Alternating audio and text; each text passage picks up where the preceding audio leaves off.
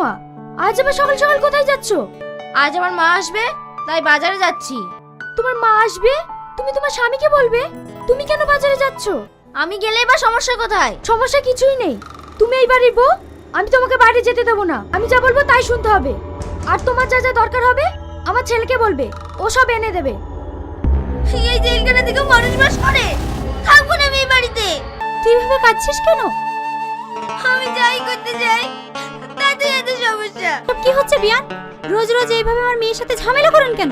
আর আপনার মেয়ে নোংরা ড্রেস পরে যেখানে সেখানে চলে যায়, আর আমরা কিছু বলতে গেলেই আপনার মেয়ের কাছে খারাপ হয়ে যায়। তোকে আর এখানে থাকতে হবে না, আমি এখনই তোকে এখান থেকে নিয়ে চলে যাব। চল। এটা আপনি ঠিক করছেন না। আপনি এইভাবে কেন নিয়ে যাচ্ছেন? এখন যা, ঠিক সময় হলে চলে আসবি। কি হয়েছে মা?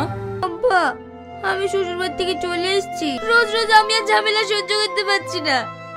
আমি আর ওই বাড়িতে যাব না।